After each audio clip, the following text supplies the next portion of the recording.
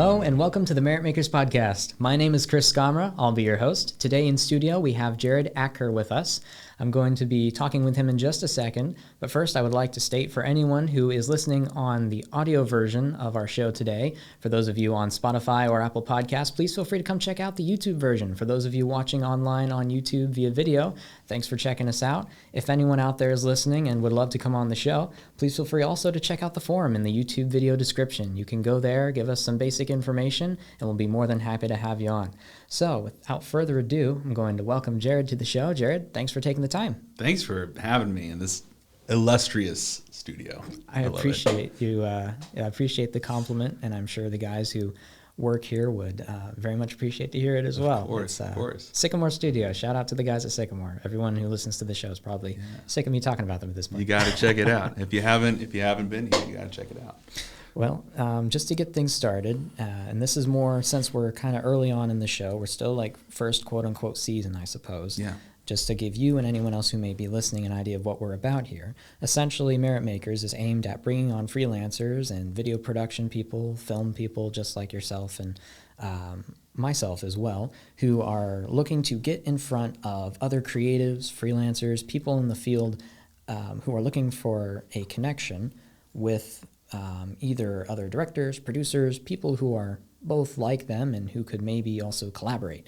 I don't know if that made sense, but essentially what we're looking to do is give people a platform in order to be discovered or be seen in the local Columbus area, because there are a lot of us surprisingly out there. We're just not connected. And so by bringing people on the show, not only are we helping people both showcase their work ethic, their mindset, portfolio, but we're also getting them connected. So thanks for taking the time to come on, and do likewise. Looking forward to our conversation. Yeah, absolutely. I'm looking forward to it too. Sweet. Yeah. So without further ado then, if you wouldn't mind starting us off today, we do things a little bit differently here by putting the social media links up front, also at the end of the episode, but this is mainly to give people something to maybe look at while they're watching or listening to the show to kind of get a better idea of who you are in addition to what we're talking about today. So how can people find you? Of course. You could probably find me on Instagram. I live there. Just my first and last name, just Jared Acker, Jared Acker, all one word. That's where I post almost everything. I've had a couple of different production names on Instagram, but we'll go into the backstory later. But you can find me there. Don't go looking for me on anywhere else. Okay, fair enough. Yeah, I won't ask right. why. Yeah. No, nothing bad. Just I don't really post there that often. So yeah. Got it. Yeah.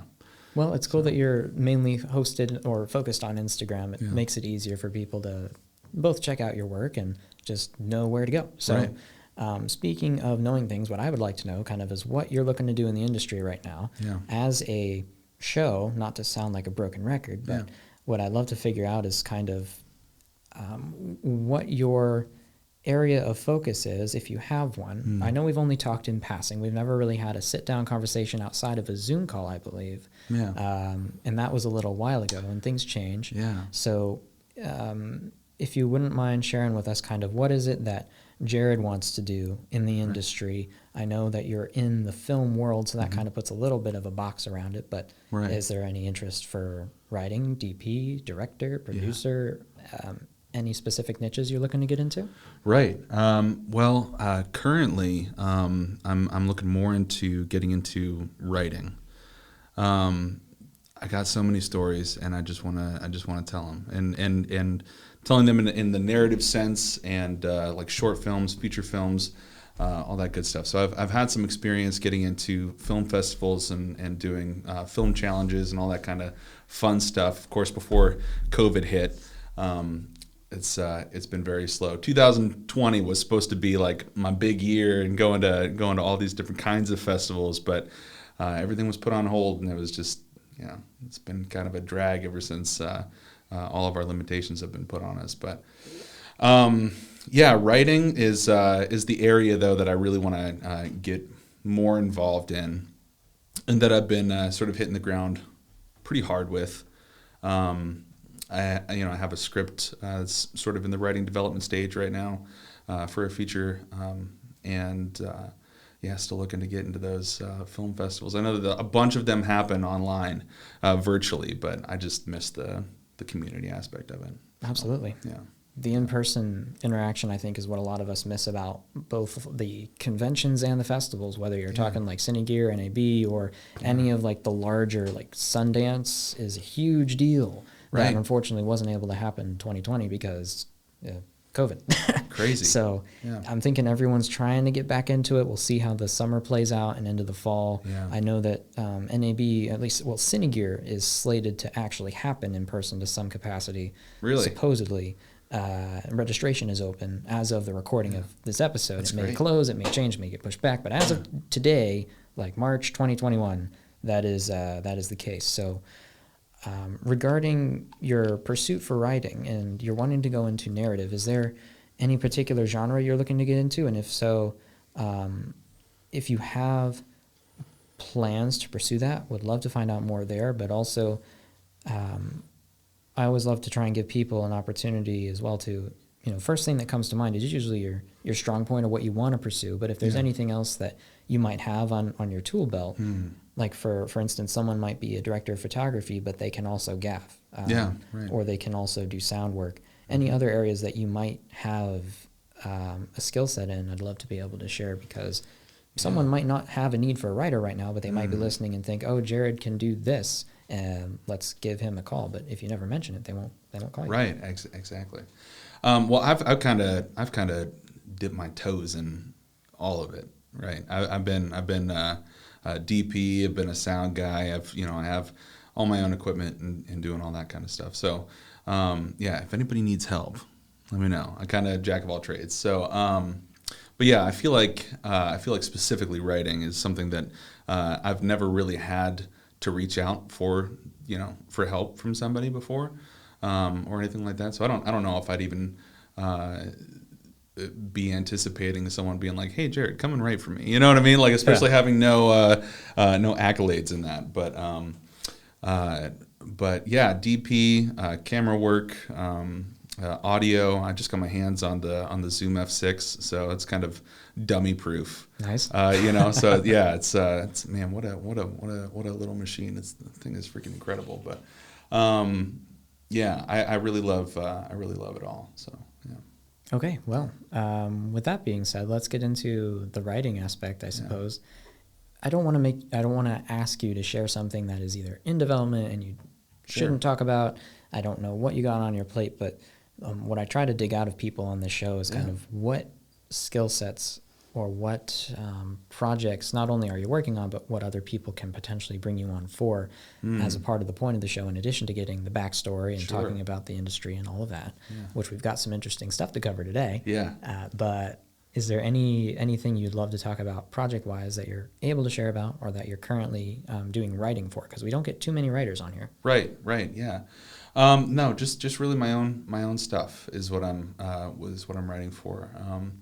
And what you asked, you mentioned genre and what kind of genre I'm sort of interested in doing writing for. That's what I love about like these timed festivals, like the 48 and all that stuff. Like you have no idea. You could be making a horror film, or you could be making a romance or something, And so that's what I love about those challenges. What's I miss so much about not being able to do that last year, and hopefully we'll be able to do that this year.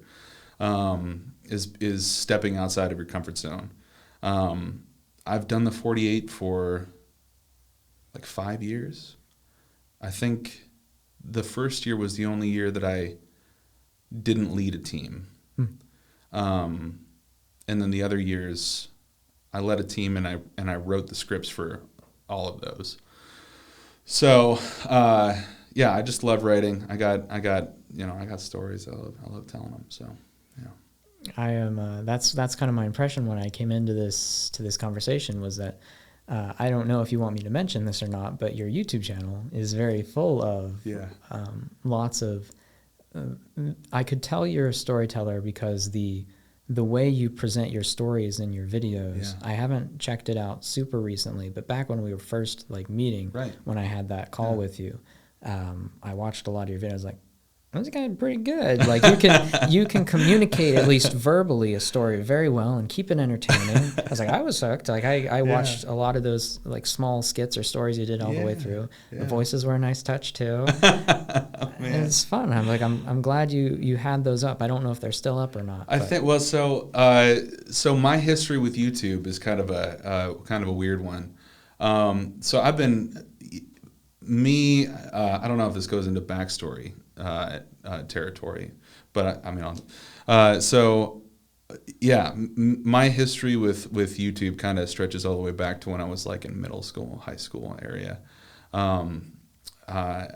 Early YouTube, just putting stuff out there just to be stupid, and that's kind of what it was back then. There was no like making videos for ad revenue or something like that. It was just like, the main competitor I think was stupidvideo.com. Like it was, just put stuff out there. I had a channel. It was called Waffle Stand. And there's only a handful of people that even knows what that is nowadays. But yeah, me and my best friend Danny Max would make just the dumbest things. We made sketch videos. I did like story time videos before like story time videos were a thing. And it was just it kind of goes from there. And then when Google bought YouTube, they were like, hey, do you want to continue with your Google account? And I was like, I don't want a Google account. And I deleted it. And all of Waffle Stand just got erased from history. Because it's attached, yeah. Yeah. And I was like, no. Like all my whole, like everything that I loved was just gone. In an instant. Yeah. And so I think at that point, Danny and then our other friend, Nathan, also one of my dear close friends, kind of took it easy and just stopped going as hard as we were going on videos and stuff, and took the wind out of our sails. But I continued on doing just some here and there videos and kept going, and because I can't not make videos. I love it. That's not Danny Woods, is it? Danny Max. Okay. Yeah. I was gonna say I've got another friend, a DP friend who's working in the field right now. I was like, I wonder if it's the same guy. He's local to Ohio, so. Yeah, Danny Max and Nathan Doughty. Those are, just my two best buds and my video compatriots. Sweet. Yeah. Okay. Well, let's maybe touch on the 48 hour, and then we'll get back into the backstory a little. Yeah. Personally, for myself, I have a lot of experience in the 24-hour production space, doing like live event where you show up, capture the events of the day, edit overnight, give them a product by morning. Yeah. With the 48, it's a very similar concept, except you have 48 hours to do that for a short narrative piece. Right. You said I've been doing it for 5 years. Mm-hmm. First off, props, impressive. It's not for everybody. Even like I get some people I bring on for 24 hours. They'll do the job. I'm like, bro, never call me for that again, because it's so stressful unless you love it. It can be a big headache, yes. Yeah. You can earn quite a bit doing it. You shouldn't be doing it for the money in the first place, but the payoff, not only in, okay, how can I achieve something so great in such a small amount of time with such a small, tight-knit group of people where you have that camaraderie, you get that on top of the payment, but it's not only is it that, but it's a creatively fulfilling challenge as well. It is. And so when you say you've written and led teams, does that mean you are taking on the director's role there? And if so, like, who have you worked with in the past, assuming it's safe to shout out those people? Absolutely, yeah. And like, what's been your process with that? Because one thing I also like to ask people is, what's it like to work with you on set? What things do you value in a crew or in a team, so that if people elsewhere are listening, they can say like, oh, I really appreciate that kind of environment too. Because there's different kinds of environments. You have a lot of sets where people just show up, get the job done, and go home. And then there's the others where they're very social, a little bit more laid back. There's pros and cons to both. Yeah. But the floor is yours. I'll stop talking. So it's funny. After I led my first team, I didn't think that anyone would want to do it again, because it is taxing. It's a daunting thing to do for 48 hours.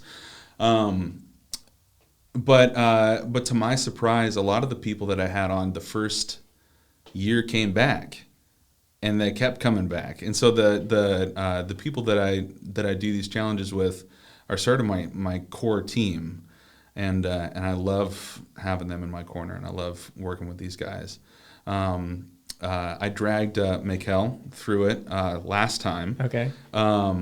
Yeah, he was our DP, and poor guy. We kept him up. The whole night, and I remember that morning as we were leaving, he was in conversation with me and Danny Max, and in mid sentence he's falling asleep. Oh no! Like just sitting there in this chair, and me and Danny were just laughing, and he was like trying to keep his eyes open. He was like, "What are you laughing about?" And we're like, "Oh my gosh, man!" But and then Sean Greenwell, that guy is just man, what a great soul. He so the last 48 that we did, I like to get unique locations for filming really anything, but for 48s especially. So like I'll get an Airbnb or something like that and film in like either an area or a house that like we wanted. And so it doesn't really matter what genre, as long as it's like interesting, and then we can just kind of like work the story into that location. So that's talking about process. I'll pick a location, and then it's like we get our theme and genre, and we'll just like kind of fit a story around the location and the people that we have available. So, so we got this Airbnb right on the border of Ohio and West Virginia, and so Sean kind of led our A team and took the whole crew down. He rented out a big SUV to take everybody down and all the gear and everything, and just like set it all up just so that we could have it ready by the time that B team got there. And the B team, we're riding down in a car from Columbus down to this like border town in West Virginia, and we're writing the script the whole way. And that was great. Like it was like a 2.5 hour drive or something like that, and we wrote the script the whole time. And we got there and we were like ready to go. Okay. We brought a printer with us. And like we just filmed all night. Nice, you guys came prepared. We did. That's being prepared. That's a big thing. I try to watch my T's and dot my I's and all that stuff. I try to make sure that everything is stress free as possible. What's the out of curiosity, what was the town that you were filming in or around? I forget, man. I don't know. It wasn't Marietta, was it? Marietta or Parkersburg? I can't remember. Okay. I'll have to pull it up for you after the yeah, would love to find out. The reason I ask is because that's Marietta's a border town. Yeah. Ohio River. You can literally take a road off of downtown Marietta, get to a bridge that crosses into West Virginia. Yeah. Parkersburg is the next closest town down the road. Yeah. That's kind of where I spent the first 13 years of my life growing up, was in that neck of the woods, and it was a neck of the woods for sure. Yeah, sure. Anywhere down West Virginia, Ohio border area, it's lots of hills, valleys. Yeah. Beautiful countryside. Mm-hmm. It's not as opportunistic as Columbus, I will say. There's a better economy up here, but nothing like going home. So I always love to visit in the summer for sure. Yeah. With Mikel as your DP, I'm interested to find out. I don't know how the 48 works nowadays with releasing content. I'm assuming you can just go and find the film that you guys did. Yeah. Are you allowed to talk about it, or? Yeah. Okay. Now after the awards have been passed out and everything. Right after you're done. For those of you who are listening or watching who may not know who Mikel is, we're referencing one of the co-creators of the Sycamore Studio, space we're sitting in right now. Great guy. Excellent guy. Yeah. So gives wonderful hugs. With that being said, what do you typically run on a 48 with like equipment wise? It's obviously for a lot of us, we're doing run and gun. Yeah. I haven't done a 48 recently, but with the current situation around town, I mean, there are different groups that go out and they all are kitted differently. Like I have I have a friend who usually does 48s. His name's TJ Cooley. Yeah. Local DP. Of course. He's got a Yeah. Ursa Mini Pro. Yeah. Rokinon glass. I don't know what you guys were shooting with. He also, didn't he have he had a Black Magic, didn't he? Like a pocket? I don't know if he has a pocket or not. I haven't talked to him recently. I thought, so this last 48 was my first time using my Pocket 4K. Before that, it was Canon 80D was what I was running. I love that thing. I still have it. I love it. And yeah, because I think I don't know if it might have been TJ or it might have been someone else. But yeah, they had I think it might have been though, because they had an Ursa also, and I think the Ursa just stopped working, and so they had to go and use the Blackmagic Pocket. Or it might have been the other way around. I don't know, but I think that might have been TJ. He's a good dude. Yeah, I like TJ a lot. But yeah, so what I use, my camera that I use nowadays is the Pocket 4K. Before that was the 80D, and I'll bring that along just in case. You never know. And then the Phantom 4 or 3 Pro. I think that's what it is. Drone? Yeah. Yeah. Got that. I throw my Canon on a gimbal. Yeah, on a gimbal, but it's the DJI Ronin M. Okay. Yeah. So I use that. Handles and everything. Yeah.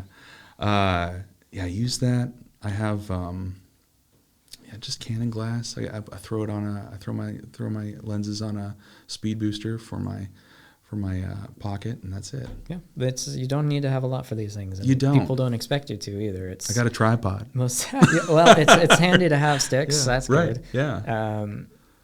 I think a lot of times it's more often than not just groups of friends getting together. Yeah. And less about the competition, more about creating something cool and having Right. a good time. Yeah.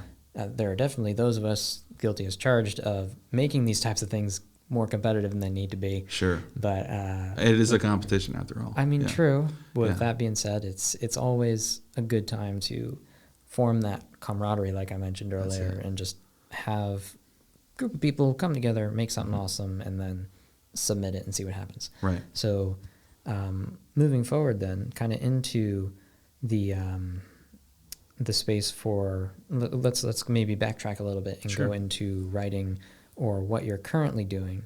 I know you have a bit of a reel to showcase, so I want to get to that. So what I'm going to probably do is have that play now. For those of you who are listening on audio, make sure to go check out the video version so you can see the reel.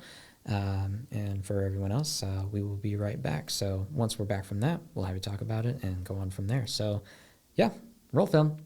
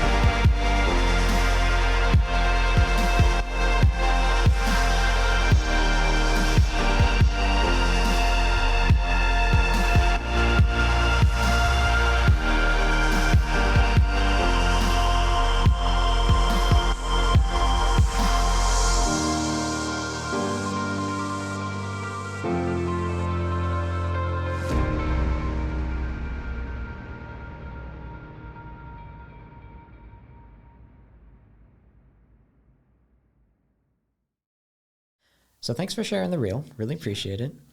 Always want to give people an opportunity to go over and cover any type of projects that they'd like to highlight. In particular, a couple things that I noticed is you had a lot of stuff in there from Goodfellows, Barbershop, right? Yeah. You've done some client work. There was also something, I believe, from Momentum, the youth conference. That looked pretty cool. It was pretty cool. I don't know specifically what role you had there. Obviously, I mean, since it's a reel, you probably did camera work. Yeah. But I'd love to hear about either those projects or anything else on there that you'd want to share. Yeah. So I think, just looking back at the reel, I think my favorite thing in that reel is probably Goodfellas. Yeah. And it was kind of, it was because of why I did that in the first place, the video for Goodfellas. So that kind of happened at a time in my life when I was just seeking advice from everybody, and that's kind of how I got in contact with our mutual friend Mark Pasternak, and he would do these like weekly like meetups with other filmmakers around the area, and it was a set. I don't even want to say curriculum, but he had some printed out papers, so you could kind of call that a curriculum. Structure's there was rarely structure. a bad thing. Yeah, it was great. And I remember one evening he was talking about finding client work and what that looks like for everybody, and the difficulties of finding people who want to pay you for jobs. And I don't know how we got on the topic of just doing free work for people and building relationships and rapport with people around the community, and being like, well, here's just what I can do, and if I can build a relationship out of that, then sweet.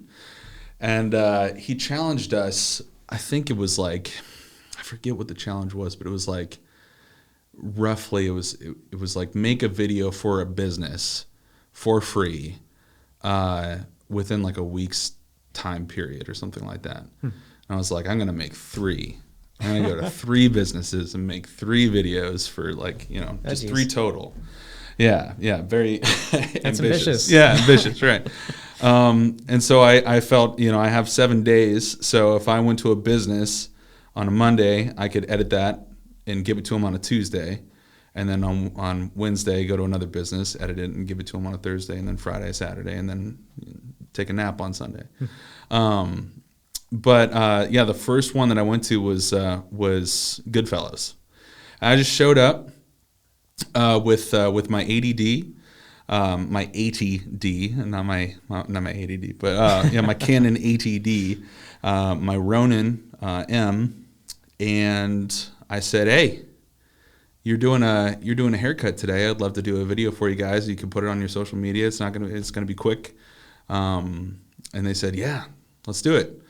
And so all I had was, I said, I have my gear in my car. I'll just run out real quick and I'll just come in and I'll do this. And and I just booted everything up and made a video for them. And it was like the coolest thing. Those guys are awesome. Go get a haircut from Goodfellas if you can in Columbus. I think they're still in German Village. But that was the first of those 3 videos that I did in that week. And I guess it kind of goes into just talking about like getting client work in general, but like doing free work for people is a great way to like build relationships. Like, don't let anybody tell you that like doing free work is for nothing.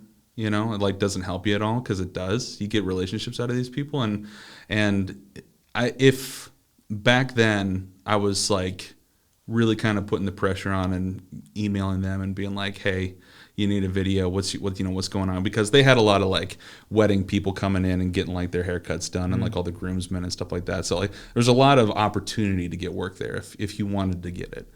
But you'd never know unless you just go out and try it, So that was probably my favorite one from the demo. So I agree. I think opportunity is everywhere, and I'm kind of also on that similar side of things where when it comes to free work, I definitely think there's an argument to be made in regards to being taken advantage of. Yeah. However, that shouldn't stop you from doing something to learn or doing something to get a foot in the door.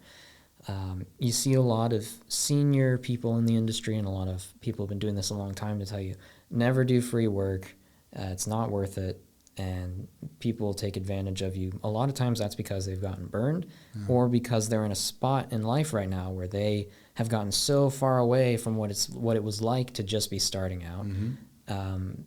When they were around and getting started, you didn't really have the opportunity to do it either, because back when they were getting into the game, I'm talking people who were like at this point in time, maybe like not back then, but like right now as we're recording this, they're in their late 40s, early 60s, or even later in life. You did not have the availability of equipment and resources and editing software that you do now, and so it wasn't really a thing to be able to do. And for a good reason, it was seen as a bad thing, because the only people who could do it correctly, quote unquote, whatever that means, at that time were the professionals, the craftsmen. And so it was seen as bad business, and that's why it's seen as bad business today by those same people. I am also on the side of, I try not to do free work unless it's a favor, unless you're my friend, because at this point I also have a lot on my plate. And the more you value your time, the more other people will value it as well. And that's not to come off as, oh, my time is so valuable and I am so important. It's more so, you need to have a standard so that people will respect you and your time. Yeah, absolutely. So there's a balance. There's a fine line. There is. Yeah. Going off of that, what was really fine, in my opinion, in terms of your reel, aside from the Goodfellas stuff, was this Momentum stuff. The Momentum concert I thought was cool. I'm not by any means a huge live event person outside of that 24-hour production stuff that I've done, but it's like, that looked like a really cool venue. Like, that looked like a good time. What was it that you did for that project, and are you looking to do future stuff there? Or was it like a one-off, hey, my buddy brought me onto this conference for a week and we just shot videos all the time? Well, what's the story there?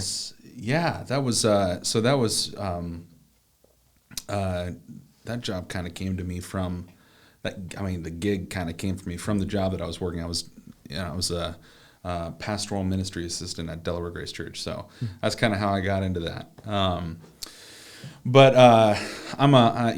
I was a part of Momentum and the Grace Fellowship Ministries for years, ever since I was a child. The very small lifetime member. Lifetime member, right? So it wasn't anything really unfamiliar to me. So I got involved with that. Sam Moore was also a part of that and everything. He led the Delaware Grace Youth Group up to that as well. That was out in Indiana. But that was a whole week of just conference and all that. What I really got to focus on, and I guess it being in my demo could be a little misleading, although I did film every concert that happened at that show, which was what I was highlighting. But a majority of the stuff that I was doing at Momentum was interview work. No shame. Yeah, right. No, I love it. Yeah.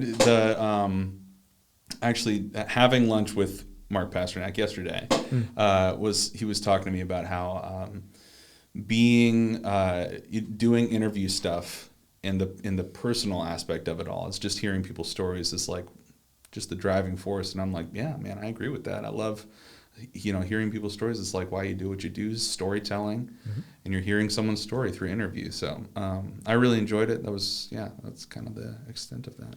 Sweet, man. I think you and I, while I never went to that conference, we have had so many times in our past where our paths have crossed. Yeah. It's been very interesting. Yeah. And even today, the episode, like I haven't been planning you coming on here for weeks. I kind of just randomly reached out to you when I saw a post you put up earlier. Right. And I would like to get to that because I thought there's a lot of good content there to talk about on a show like this. But would love to cover a little bit of background. And this is kind of where we can maybe get into backstory as well in your history. But in terms of like projects that you and I have worked on, I've talked about this guy a little bit on the show already. He's kind of like the Spectre. That's this person that keeps popping up, but he's never done an episode yet. I was going to have him on really early in the show, like episode 1, but unfortunately it wasn't able to work out. We'll have him on eventually. His name's Ian McHugh.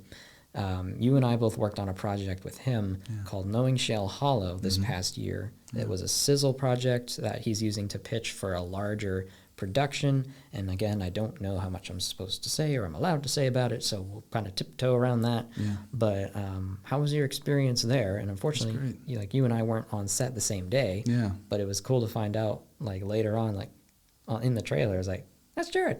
Yeah. I know that guy. Yeah, that was, it just real quick about crossing paths. I think it is really funny because I think the longest conversation that you and I have had was probably at the Gab Street party. Yeah. I think that was the Creative Goose or something. Creative Goose. Yeah, it was like I think it might have been an anniversary party or Director Showcase. Director Showcase. Yeah, that's probably it. Yeah. You sat right behind me or beside me or something. I think so. And I recognized you because you were the video guy from Delaware Grace. Because I also went to that church while you were there. Dude, and that's what I'm saying. Those are the paths that I'm only aware of right now, other than Shale Hollow, which was the last interaction that you and I technically had together. Yeah. Before that was the Director's Showcase, and even before that, I knew of you and saw you on the screen at the church because you did some announcements. I did, yeah. That was kind of the big thing that I was doing at the church was kind of doing announcement videos and all that. But knowing Shale Hollow, I was DP, and I had like 3 seconds on the screen. That's all I need. I don't want any more. Being on screen freaks me out. Cameo. Right. Yeah. As a cameo, I bumped into a guy in a cigar bar. It was interesting. You pulled a Peter Jackson. Yeah, pulled a Peter Jackson. I just missed a carrot. Didn't have a carrot on me. But no, it was great. I love being under the direction of other people and seeing how they direct and how they run their ship. And meeting other people who are in the business of making films. It's great. I thought it was fantastic. I ran the camera pretty much. So there was, we were talking about how there was 2 days, but there was also a night I was involved in where all the basement shoots were happening beneath Chelly Belly in Delaware. I think that's what. No idea. I forget. I think that might have been. And I was there all night doing that. It was great. I was so tired, but the next day, getting up and then going out and doing a full day with them, it was just something else. And seeing these really talented actors being, just doing their thing, it was great. I love it. Ian definitely has a very talented pool of people he does. To pull from, and I'm really excited to see what this project can accomplish and where it goes. There's also another connection that you and I have. I don't know how often you worked with him on this project, but one of my previous guests, we just did an episode with him, Lane Urich. I had him on the show.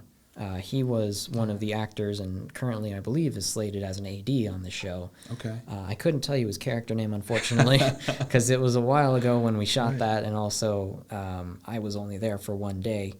And names change as production goes on, so he may be listed as a completely different character name now, but either way, like I said before, Ian's been brought up a few times on the show, and he'll be on here someday. Yeah. But and speaking of someday, that's kind of like where I'm wanting to get to with you in particular. Is kind of where are you currently being directed, and what path are you taking? Where are you going to end up in this whole business, not only as a writer but as a creative? And this plays into your post a little bit as well that I talked about. I don't want to make it seem like because this is incorrect that I brought you on just because of an Instagram post you wrote. But for those listening, and I don't know if you'll ever, if you're going to keep the post up or if it's up there. If it'll get lost in the pages of time or whatever. But you wrote something that I read. I don't know how long ago it was. It was less than a week at this point, just days. A few nights ago. I was sitting in bed and scrolling through the feed, as one does before they drift off into the world of dreams, and came across your face. And I was like, I know that guy. Let's read the caption, see what's up. And it was a book. It was, and it's like my content as well. I write similarly, and so whenever I see someone that puts that much effort into it, I always try to go through and just see what's going on. I appreciate you taking the time. Yeah, I really, that's what I tell people too, is like, what doesn't register to me is that people actually read it. Yeah. And then I get feedback sometimes, and it's not to make myself, not to brag or anything like that, but I get people that say, hey, thank you for writing that. That's what I needed to hear at that point in time. Yeah.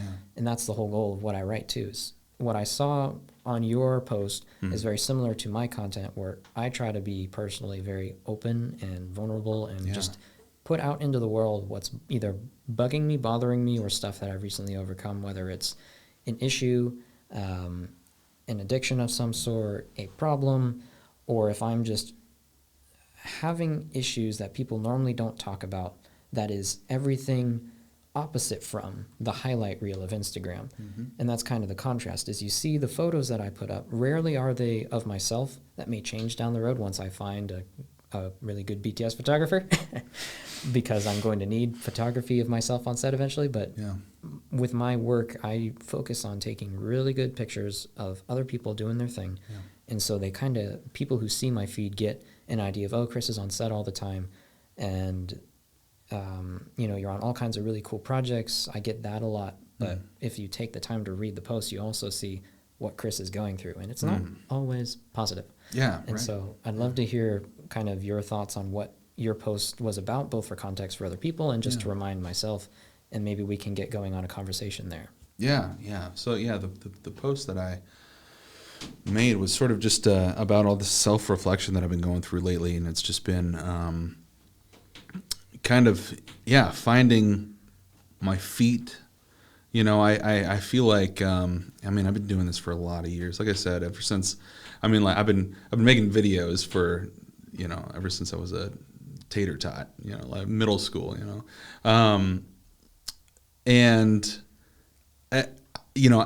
at almost being 30 years old, I feel like I ought to know what I really enjoy doing, but then also trying to reconcile that with trying to become successful in that area and make a living. And what does that look like? What does that mean? If that's even something that I want to do. Because if you love to do film, I feel like there's sort of an obligation to make that your career. And if you're not, then what are you doing? Are you wasting your talent or time or whatever? So, it's just been a lot of self-reflection, trying to figure out what that looks like and what that means to me. Because I've obviously done the client work, I've done weddings, I've done business promotional things. But what really makes me happy and what I really love doing is sitting in a seat and seeing something that I've made on a big screen. That's what I really love doing. I really love making movies. That's it. And that seems like a kind of a wildly ambitious, like almost unattainable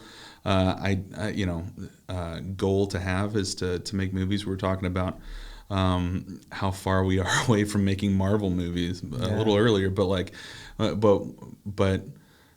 the goal? Are you trying to make Marvel movies, or are you just trying to make movies? You got stories you want to tell? Like, how easy it is to just like make a movie and distribute it through through Amazon Prime or something. And how many places around Columbus show independent films? We got the Drexel, we got Gateway, we got Studio 35. Like, all these places love independent filmmakers, and that's just Columbus. Yep.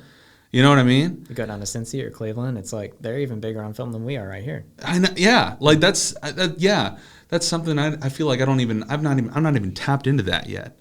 Other areas outside of Columbus, because that's where I'm at.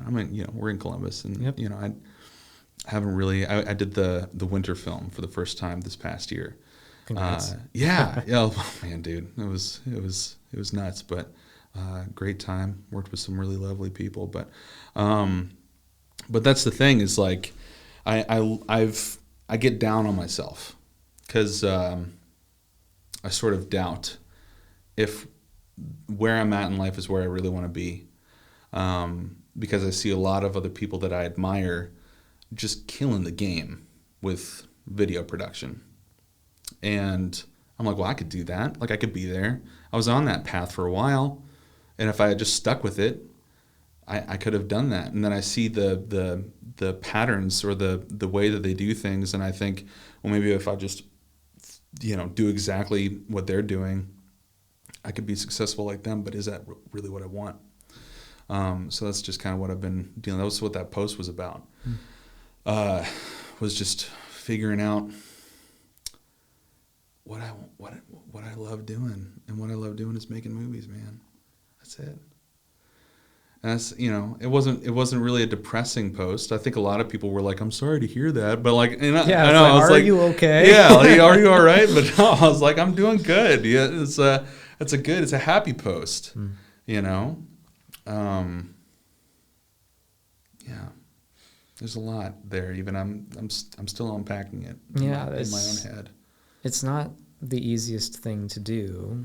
Discover what fulfills you, right, and then figure out how to pursue it. Yeah, that's something that I think everyone is there. Everyone is still on that journey. Like I personally know and am friends with many different people in the industry around the country and around the world. I know people in LA who would be considered at pretty close to the top of the food chain, not the tippity top, but if it's the pyramid we're talking about and split into percentages of 10, they're in that 85 to 90, 95 range.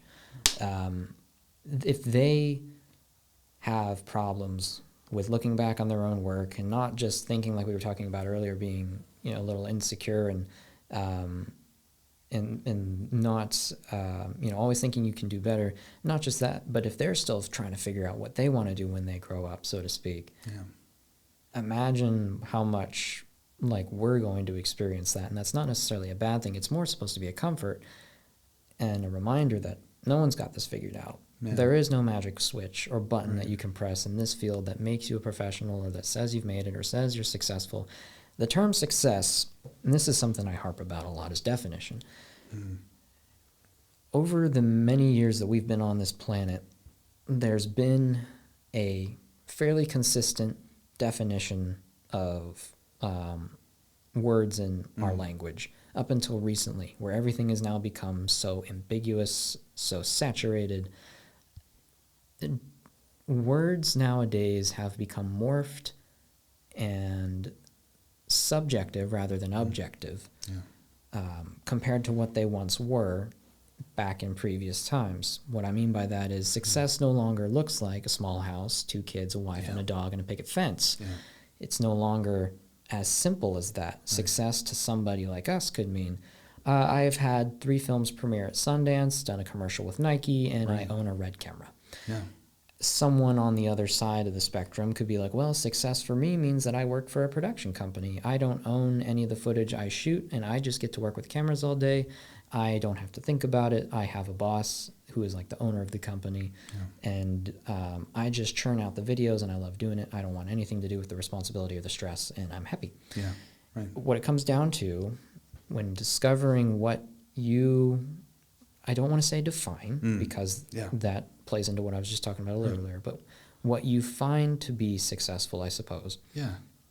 And what creatively fulfills you, that also pays the bills. Right. That's the challenge that everyone has to get through is, what is it in our field? If you're going into video or film, whatever you'd like to call it, find the job, the role, or the genre at least, that you feel creatively fulfilled in, assuming you're sticking with video. Yeah. And then figure out what steps you have to take to get to the point where you could be making money with that. Yeah. And then once you get burnt out on it, which there's an inevitability if you keep doing the same thing over and over and over, you don't change it, or if it's not a subject matter that is has a variety of coverage that you can do. If that is the case where it's the same thing over and over again, make sure you find the next thing, and then you can just transition and move into that. Yeah. I don't mean to be rambling on the subject, but it gets me fired up in terms of definition, and I'm a big culture nerd, so I won't really get into that. But in terms of film,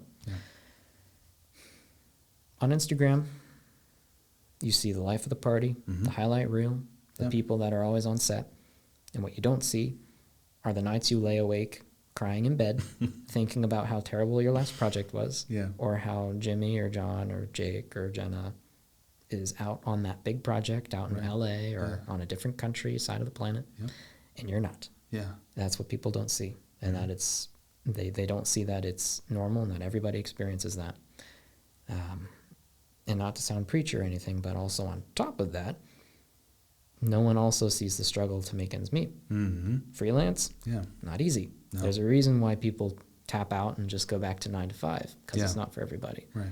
Being your own business, being able to do this work that we call creativity and make a living is harder than it seems. So not only do you need the creativity, but you also need the community around to back you up. And that's part of the reason why we made this show, is to connect people. And if you never end up talking to anyone on the show, you never end up reaching out over Instagram, Facebook, whatever it is, at least you can listen to the episode and know that the guest or even me feels or felt exactly like you did in that moment when you're listening. Right. Yeah. Rant over. That's a good rant. I feel it in my soul. I love it. Yeah.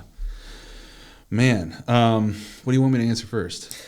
I don't know if there was. I don't know if there was a question. I think it's more like, no, I think we were talking. You mentioned a couple things that I feel like would be good to sort of go into. First of which is making money through a creative field, and how fulfilling that is for you, or what that looks for you, just how to pay the bills, and if that's through a creative medium, is that for everybody? Because we mentioned freelance and how tough that is, and a lot of people tend to step away from that and go back to a 9 to 5, and so for me, I've sort of been in 3 different categories. I've worked a 9 to 5. I've worked for a person doing creative stuff, and I've worked for myself doing creative stuff. So I've been my own boss. I've had a boss directing me creatively, and I've been in a not creative field. Being my own boss, I'm a terrible boss, and I'm a terrible employee for myself at the same time. So that's the thing for myself that I know that I probably couldn't go back into, which is hard because I want to say that I'm strong enough to be able to do that. When I did own my own business, there were some things in my life that happened that kind of wrecked me emotionally, and I couldn't really continue on the way that I was going, to the point where my wife was even like, please, like, for us and for you, for our well-being and for your well-being, like, just stop. And I was like, yeah, I agree. And then working with Delaware Grace Church, making videos for them, was kind of the same a little bit, but not so much. I would, daily, weekly pick up a camera and do videos for them, and when I would get home, I'd say, I don't want to touch a camera again. I've been doing it all day. Yeah. And you get that feeling. I feel like that's pretty common. Right now, I'm not working in a creative field at all. I'm working out at the back of semis, shoveling boxes off of conveyor belts and in stock rooms and stuff. And that explains the hat. Yeah, right. Yeah. No offense. I meant that as a joke. This little cap that I'm wearing for all just the listener viewers, just this little skull cool cap. It's a cool cap. Yeah. It's good exercise. I'll say that much. But when I come home, I'm excited to do creative stuff, and I feel so ready to just jump in. And that's what I'm saying. Like when I have my own free time outside of a creative field where I'm not being forced to be creative, I feel so ready to just like tear into it. And that's where I'm at right now, just with writing and just writing down these ideas. I love it, and that's not for everybody. Nope. It's not for everybody at all. But I think that's what, that's sort of the beauty of this podcast is you're getting all these people from all these different areas of the creative field that have different perspectives in life and everything, and that's just the perspective that I'm in right now. So take heart for all those out there that feel the same way. Mm-hmm. Yeah. It's a mixed bag. That's what It we is. are. But the key, I think, and the magic happens when you empty that bag. And sorting isn't the word I would want to say, but when you combine all the pieces of the puzzle that are in there, Right. it makes a beautiful image. It does. Yeah. That's a good analogy. Seeing that we work with pictures. But yeah, I really appreciate that you mentioned that. Yeah. Because a lot of people in this field do other day jobs and this is more of a hobby or a side thing because it's what they love. Yeah. Not everyone is fortunate enough to be able to make this a career that you make your living off of. Yeah. That takes a lot of time, effort, and energy to build to a point.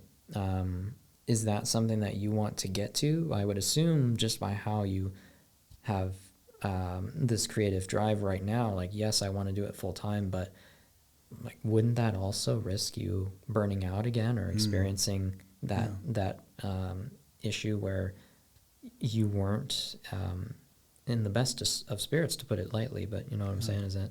Yeah. Of course, you sort of, it's kind of like a gamble, you know? You never think that it's going to happen to you in the first place, but then it does. And then it's like, well, is it going to happen again? Yeah. So it's a scary thing to be in, or scary headspace to be in.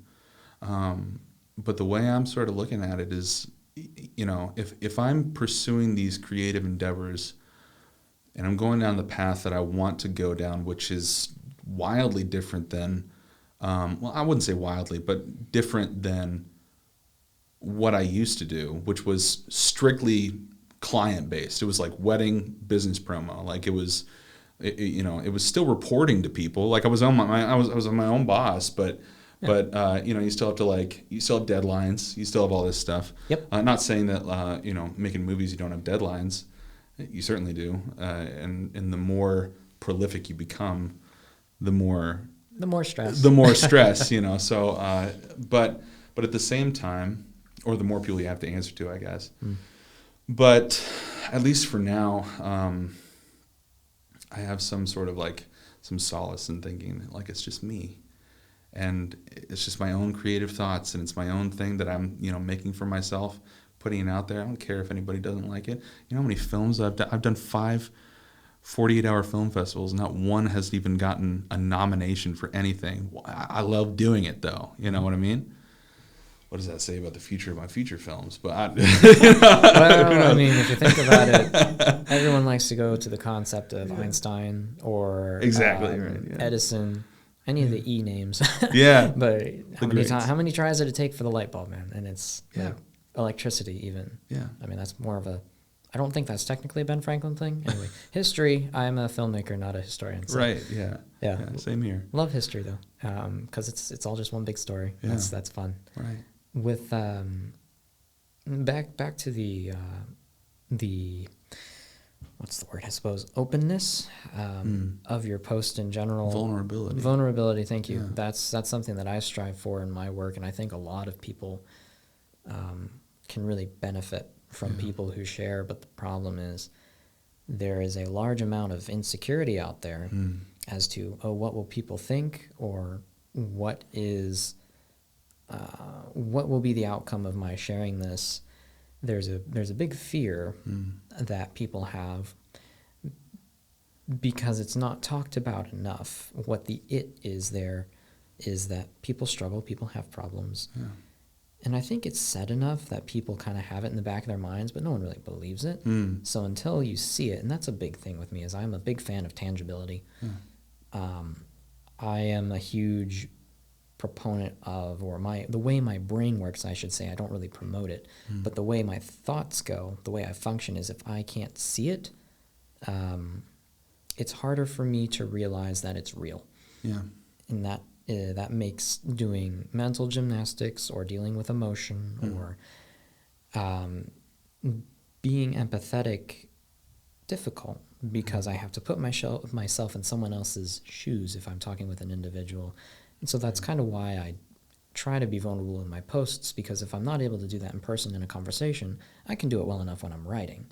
And so if I am able to keep practicing that, that will allow me to become a better human being as well, by being able to relate and be open to individuals, which also sort of a side note as to why I made the show, so that I can get good at talking to people, also give them a platform and promote everybody, and also just not only connect with my local community, but get the local community connected. And so if they start talking, who knows what will come of that. And so vulnerability, I think, back to the main point, is something I don't think that we as creatives have enough of in our industry.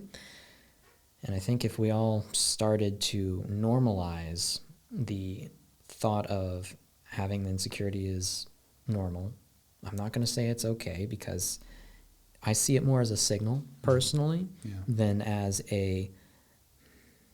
It comes with negative connotation. It is a negative emotion by definition, I believe. However, the way that I perceive, whether it's insecurity or fear or anything difficult to deal with, is that it is... the situation is sending me a signal, whatever the situation is, or my body is telling me. It's a flashing light on your dashboard if your body's a car. And this is going to get into a weird analogy. But sometimes if you don't know what the light on the dashboard means, you either have to look it up or you guesstimate. In my definition of what that flashing light on the dashboard is, not that my oil is low, but that I need to refill the oil, I suppose, or I need to figure out what the problem is and then assess it, because I don't know what the problem is in the first place if I don't know the definition. This is... the analogy is kind of falling apart, but here's it in plainer terms. If I'm insecure about something, that's telling me that there is something to be noticed here. And whenever I see someone's work, or if I view something, a project, a director, a producer, a DP, whatever it is, a reel, and I see it and it makes me feel insecure, I chase the insecurity and figure out, okay, what is it about this that's making me feel this way, instead of breaking down and going into a depressive episode. And I want to be clear, too, and say I am in no means bashing or causing invalidation for people who experience that. I have experienced it many times, still regularly do. Depression, that is, due to either anxiety or insecurity or all these mental emotions that cause negative effects. When I see something and it makes me insecure, what I try to do is identify what it is about that thing, whether it's a reel or a person, and figure out what it is about that thing or person that I am insecure about. Once I can understand that, I can then figure out how to approach the situation in a different light. So let's say, for example, I see a reel, and it's got a piece on there, a commercial for a certain product. I have no interest right now in doing product photography or video, but just for the sake of the example, if I thought that was the coolest shot in the world, and I didn't have that on my reel and I wanted it, not coming from a place of envy, but more a place of insecurity, my first thought when I saw that was, oh, I'll never be able to make that, or I'll never be able to get to that point where this person is in their career if I am assessing a person instead of a product or a shot. Instead of indulging and wallowing in those feelings of, oh, I'll never get there, or I'll never be that, but I really want to because it seems really cool. Newsflash, sometimes it is not if you are having to deal with a lot of the side effects that come with being of high status or doing really good work. If I see that and experience the, oh, I'll never get there, I try to identify, okay, well, how did they get there? Or what is it that I can now do to progress towards that want that I have? Because being insecure not only is a feeling of insecurity, but also like, oh, I want something, usually, because it's usually the feeling comes upon you when you discover something that you do not have, not in an envious way where you despise or dislike the person for whatever reason for what they have, but more so a doubt or a fear of I will never obtain said object, same status, said position, whatever it is that's making you insecure in the first place. I hope all of that made sense. Yeah. It's a very convoluted and obscure thing I'm trying to describe, but the whole idea of chasing insecurity is to identify what it is about the thing that's making you insecure, and then figure out either if it's possible to obtain said thing. If it's not, be okay with that. But if it is, identify what steps you can then take and then go and do those things. Yeah. Thoughts? Sounds simple, right? No. Not at all. The way I just explained it, no. But it's an easy equation, right? No? In theory, yes. Practice, no. No, not at all. My goodness. Yeah. Wow. Yeah. My goodness. Yeah, there's a lot to unpack there. Well said, though. Yeah. My goodness. It took a while, but I think it's I've never had to verbalize it to that extent before. So thank you to everybody who was listening through that. I appreciate it. Yeah. Thanks for explaining it. Yeah. Yeah. For me too. Yeah. Man.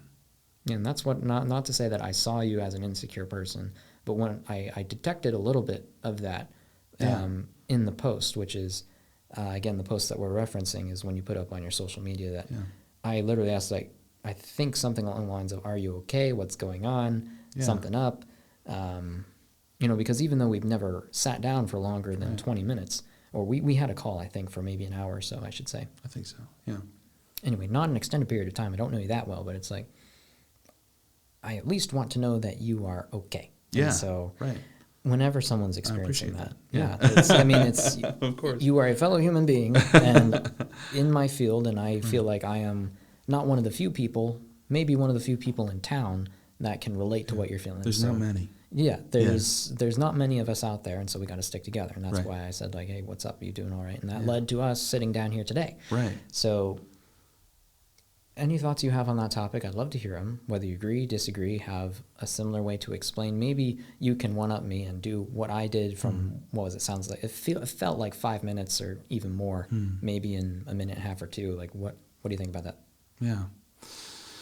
Yeah. I mean, obviously dealing with insecurity is, it's funny how it even crops up.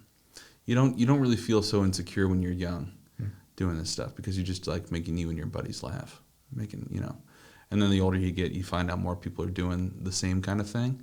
You start to like try to one up each other or something like that. And you find out that the internet exists and then everyone in the world is doing it. And then it's like the whole thing becomes a competition. Yeah. And then there's, and then the hierarchy of where you fall in successfulness of doing this thing that you love to do. And, it can break your heart at times. If you feel like you are not as successful as these other people are. And then you get jealous. And you think about like, man, this guy, like, he's not doing half the work I'm doing. How the heck is he getting like 1 million views on his thing? Like, why is everyone, Yes. you know what I mean? Mm-hmm. Yeah, it's a weird place to be in, and I hate being there. I want to believe that I can overcome those feelings, but I feel like it's just like a universal thing. It's just always going to be there. And it's just going to be a constant battle of pushing those emotions away. Mm-hmm. I can't even say that I feel like it's a healthy thing either, because it's, how could you say that insecurity is healthy? Other than giving you an opportunity to be vulnerable and talk about it and then wind up on a podcast, Right. Yeah. It's, yeah. but yeah, no, to your point, I feel like chasing those insecurities, finding out, pinpointing what they are, and then just running after them, figuring out what it is, and then just being able to confront those I feel like it's the best way to do that. Other than, you can do that or you can push them down. Well, if you push them down or let them boil over, yeah, that, as many of us have seen over the years that we've been alive, right, usually doesn't end well. Doesn't. And so the only thing you can do at that point is either live with it or confront it. Right. And that's part of the whole, like you said, pinpoint. this all plays into a concept that I talk about every now and then called the power of knowing. And I'm currently trying to figure out a better way to say it because I don't think power is the right word, but it has a nice ring to it. Yeah. What I mean by the power of knowing is the ability to, and we'll see if I can explain this in a shorter period of time than the last one, the power of knowing is the ability to assess an issue, a roadblock, a situation, a big mountain in your way that you need to either get over or bust through, and make it seem less scary. Yeah. So it's the same concept of eating an elephant piece by piece. Yeah. The power of knowing essentially is consisted of your assessing the situation, the problem, not freaking out when it first pops up is the big first step, and just dissecting it, figuring out, okay, what is the issue? What can I do to solve it? And then figuring out how to take those steps. It's like if you're in the video world and you've only done short films, narratives, and then you get a job that comes along for a live video production for a conference, or you're doing this big live stream thing, or maybe you're learning After Effects. Either one of those two usually scares people because it seems so complicated. Yeah. There's so many buttons. There's so many pieces that go into either like live streaming an event for multiple cameras and video switchers, and there's a whole console dedicated to audio. Like, what does that even do? So there's so many pieces that go into it, and I just said After Effects as well because that's like the post-production form of that. Yeah. There's so many, you don't daunting. When you first glance at After Effects, it's like your computer automatically feels like it's going to take off, and you haven't even started yet because that's more of a joke on laptops. But anyway, you an Adobe guy? I am. Yeah. From right now, I'm looking at switching to DaVinci. Don't tell Adobe. But talk about daunting. Right. DaVinci. Oh my Resolve gosh. is a whole nother beast. Yep. Looking forward to diving in though. But back to the power of knowing. Let's take the live streaming example, for instance, so we keep the Premiere versus DaVinci versus Final Cut debate out of this. Right. If we go into live video production, until you figure out that you need to have an internet connection, a video switcher, if you're doing multiple cameras, multiple lenses for those cameras, tripods, and a bunch of other bells and whistles, accessories, things to make the production work. At the very basic level, you need a camera or two. Let's go with two cameras, a way to connect those two cameras to your video switcher so you can switch back and forth, a way to connect that video switcher into your laptop or computer, which then sends the signal from those cameras, and assuming you have audio on those cameras, signal, video, and audio out into the world over the internet, until you understand that that is the most basic process to have on a very simple level. It seems like such a daunting task. The process of being able to identify all those different components, realize what they are, and figure out how to work each and every one of them is the power of knowing. You can apply that to anything, and I mean literally anything. If you want to learn how to do your taxes, I should use a different example. If you want to learn how to, say, make a business, it's a similar process. You just got to learn how to go through all the registration, file the right forms, cross the T's, dot your I's, same thing. I think by now everyone's understanding what I'm trying to say here. So when you said, what is it? I believe insecurity crops up. Crops brought to mind another analogy for gardening or plants or growing. I believe insecurity is, not to stick with the plant side of things, but I should say anxiety is rooted in insecurity. In a lot of cases, not all, but some.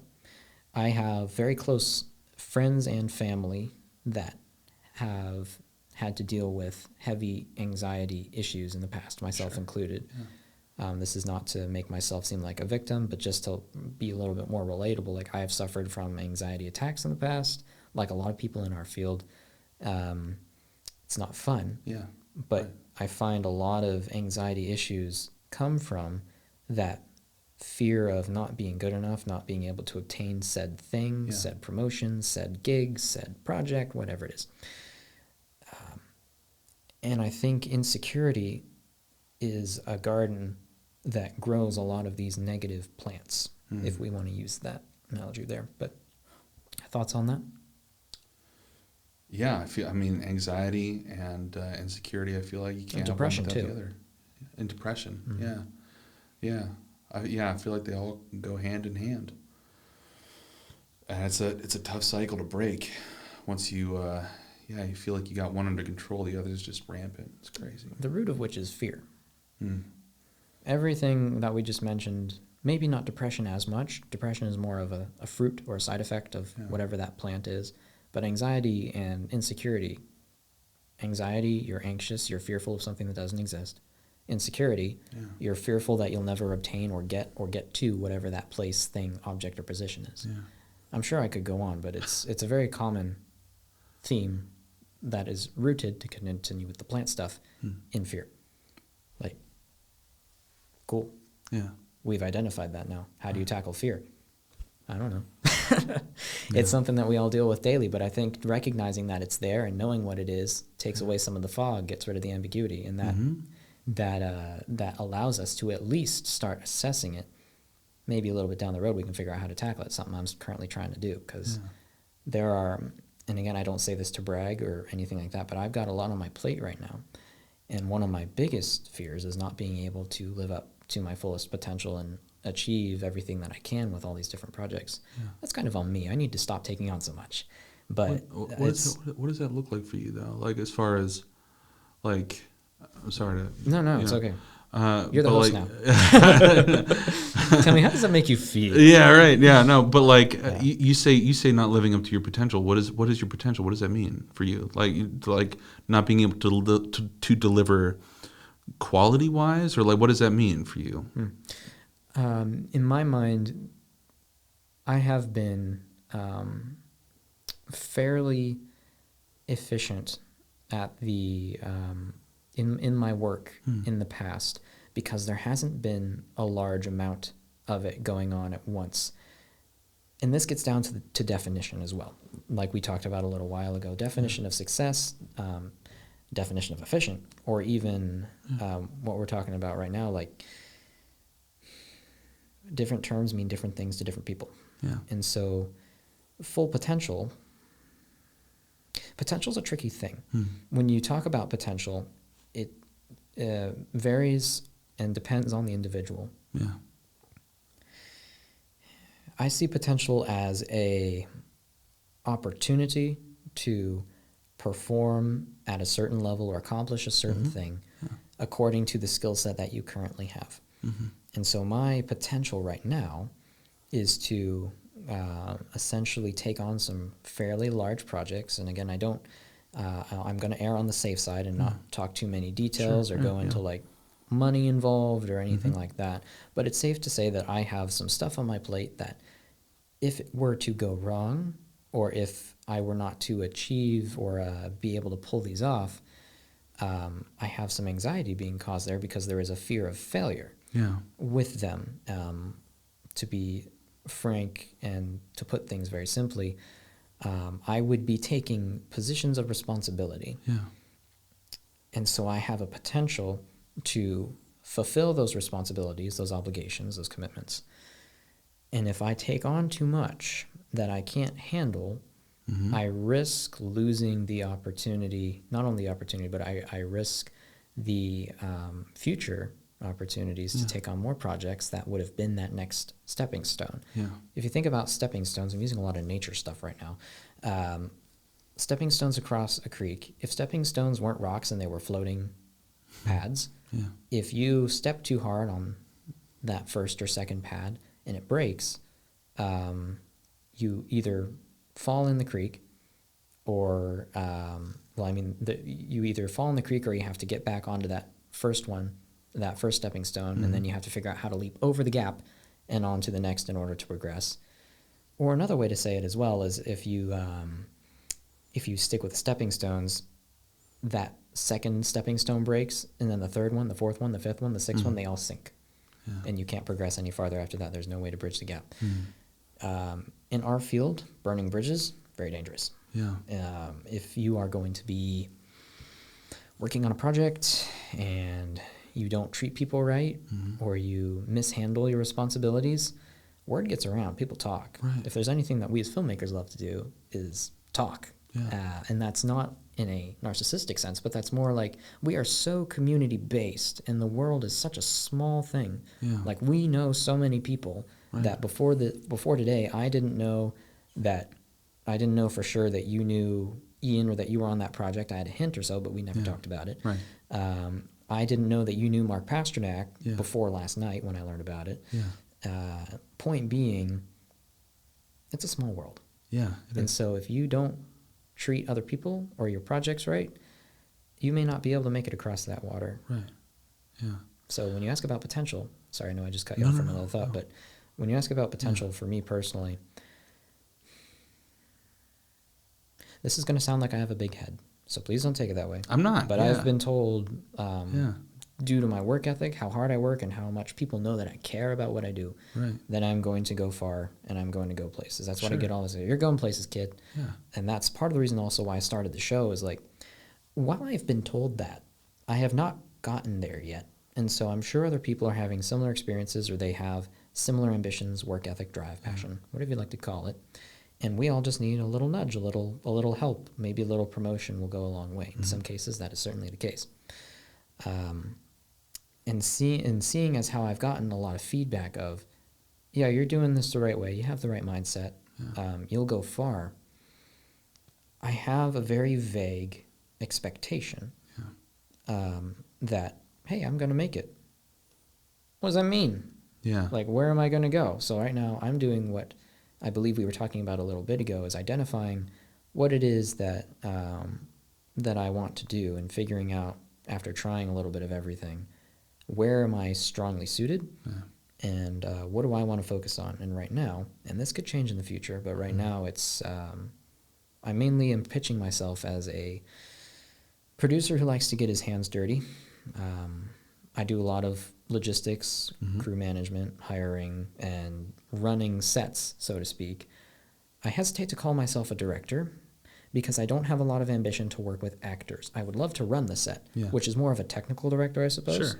Yeah. But I'm taking on the mantle of producer because it's less of working with actors and more managing, taking responsibility, and The red tape. the red tape, I suppose, but managing the set, being the guy that has the plan, knows what to do, and is able to communicate with, organize, and manage the crew and the project as a whole.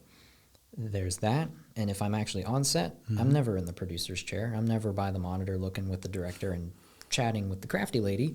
I am behind a camera, or I'm attached to a C-stand somewhere helping with the G&E team. And so producing, camera, G&E. That's kind of my wheelhouse right now. And BTS, I do a lot of behind-the-scenes photography. That's more of a passion than a solid career path. But if I could find a way to make a living doing it, I'd consider. So when you ask me about potential, I have potential in those areas. I've been told I'm going to go places. However, being able to identify and find what that place is something I'm still struggling through. As you can see. Sure. Yeah. No, I asked because you say you're fearful of maybe tarnishing that potential in some way. Talking about fear, and what I'm afraid of is disappointing people. I'm a people pleaser when we get down to it. And I kind of touched base on this like real quick earlier in the episode, but there was a time in my life where I had my own business and I had clients and everything, and there were some things in my personal life that sent me on just like it was just free fall into turbulent depression, and I couldn't get on top of it, and because I couldn't get on top of it, I let a lot of people down. You talk about people talk, they do, man. It's like, it's real and it's scary. I'm afraid it's not so much my reputation that I'm afraid of tarnishing myself, but it's afraid of getting somebody's hopes up and then being like, I'm sorry, I can't, and those emails that I've had to write to do that, man, I'm like, my eyeballs are starting to get misty, man, because it sucks. Yeah, that sucks. That's what we're talking about fear. That's what I get fearful of.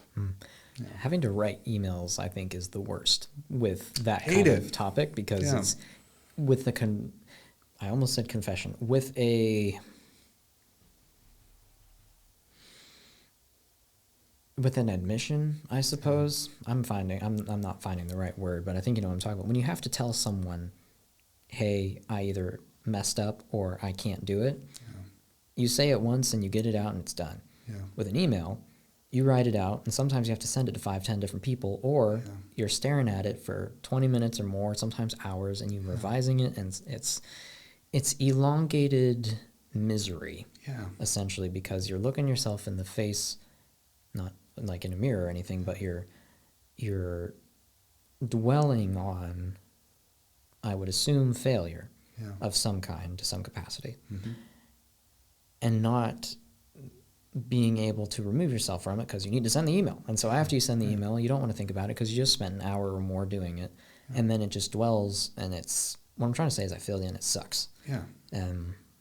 But the good thing that you can do after that, obviously you want to learn from your mistakes, so you want to not just forget it never happened and make the same mistake again, but going through that revision process, while painful, sometimes it's just what other people need. For me, I have to take the hard road sometimes. My mom's told me this many, many times. It's like, you really just take the hard way to do it every time, don't you? I'm like, yeah.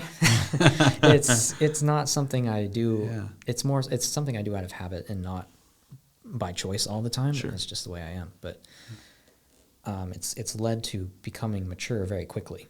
Because I have experienced a lot of hardship in things that no person my age should have experienced. I'm not trying to sound dramatic. Thankfully, I've lived a very healthy childhood, and my family's been fantastic. But when it comes to professional work and relationships with people in my field, and even personal relationships, like with exes and all that, it's gone through a lot. And a lot of people see that too, which is also why they say, you know what, kid, you're going to be just fine. Don't worry about it. You'll survive. So,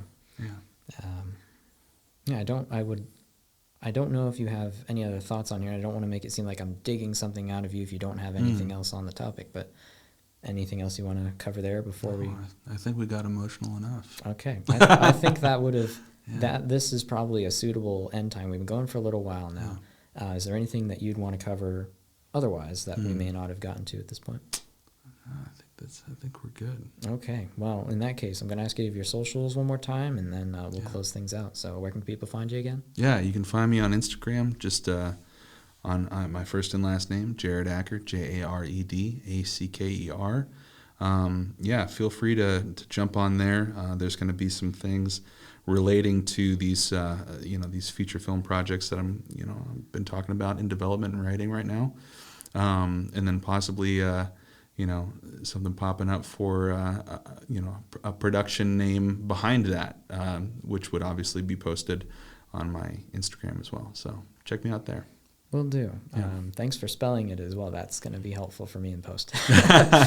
Sure. Being able to have you on has been a real treat. I'm going to say I've very much enjoyed this conversation. Thank you for listening to my rants. It's been lovely. And thank you to everyone as well who's been either listening, whether you're on Spotify, Apple Podcasts, or on YouTube, for checking this out. If you've made it this far in the episode, once again, thank you so much. I really do appreciate it. If you, as a freelancer, or anyone listening out there who's maybe experienced similar things or is currently working in the industry, would like to come on and share your take on what we were talking about today, or even cover an entirely new topic, share your work ethic, mindset, portfolio, any of that stuff. If you've been listening for a while, you know what to do. Check the link in the description of the YouTube video where you can fill out the form, and be more than happy to talk with you. So without further ado, Jared, once again, thank you so much for taking the time. Hope you have a good rest of your day. Thank you. You too.